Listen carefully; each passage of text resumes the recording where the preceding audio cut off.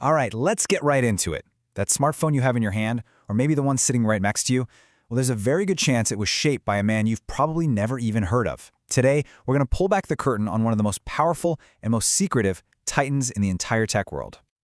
So you definitely know the brands, right? Oppo, Vivo, OnePlus. They're absolute giants, especially in Asia, where they've literally gone head-to-head with Apple and won. But who's the mastermind behind this whole empire? Who's the person pulling the strings? Well, that's the big mystery. His name is Duan Yongping, and listen to the titles people have given him. He's called the Chinese Warren Buffett because of his incredible investing skill, and the godfather of China's smartphone industry for his vision. So how can somebody this important be almost invisible?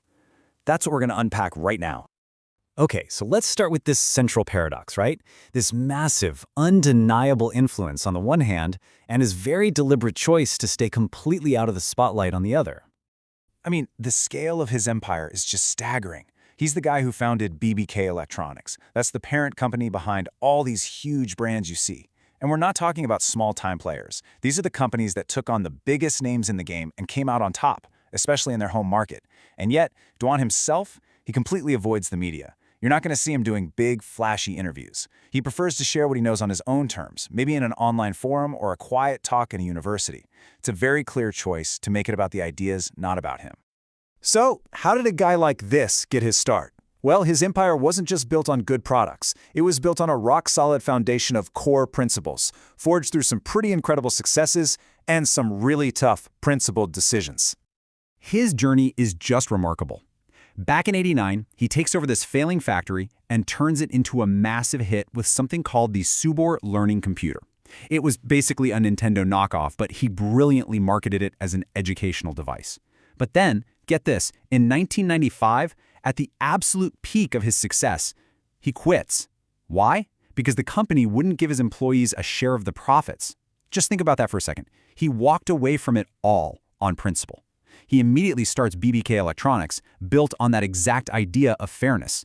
And then, at just 40 years old, he retires to focus on investing. This is not your typical CEO story, not even close. And this brings us to the absolute core of it all. This is the intellectual heart of Duan's entire worldview. It's a single concept that guides literally every decision he makes, in his companies, his investments, and his life.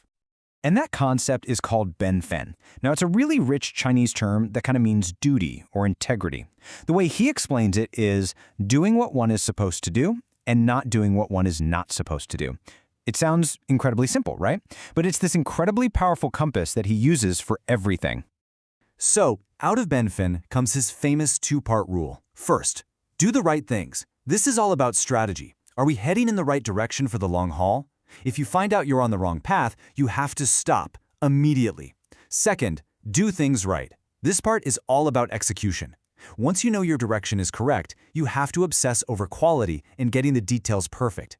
It's this brilliant combination of big-picture wisdom and flawless execution. And here's where it gets really practical. He uses something called a stop-doing list. It's a list of things his companies are just forbidden from doing, no matter how tempting it might be. So for Oppo and Vivo, that means no OEM business, they have to build their own brand.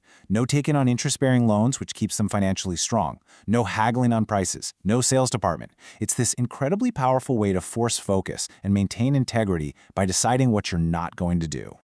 And this quote, well, it just sums up his entire philosophy perfectly. Taking the shortcut is the fastest way to get lost.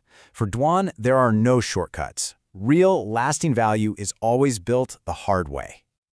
So, with this powerful philosophy already in place, Duan makes a move that would totally cement his legacy as an investor. It proved he was playing a completely different game than most people. In 2006, Duan Yongping paid over $600,000 for lunch. Yep. But it wasn't just any lunch. It was a charity auction to sit down with the master himself, Warren Buffett. And this wasn't about being a fan. This was an investment in knowledge. You know, what that lunch really did was confirmed as how similar their thinking already was. I mean, look at this. It's incredible. They both see investing as buying a piece of a business, not just trading stocks. They both emphasize sticking to what you know, your circle of competence. And risk management is everything. Duan's stop-doing list is really just another version of Buffett's #1 rule, never lose money. It was a true meeting of minds. But here's the kicker. This was not a one-way street. This wasn't just a student meeting the teacher. Years later, Warren Buffett himself actually credited Duan for his sharp insights into Apple's business model, even suggesting it helped inform Berkshire Hathaway's massive investment. That just shows you the level Duan was operating on. He brought a perspective that even the Oracle of Omaha found valuable.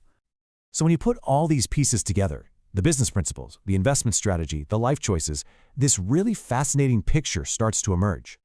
You see, this is what makes his story so powerful. It's the consistency. From walking away from a huge job on principle, to building a decentralized empire, to retiring at 40 to focus on his family, his actions have always been a direct reflection of that core philosophy. He doesn't just talk about it, he has lived it for decades. And that's really the true mark of a practical philosopher.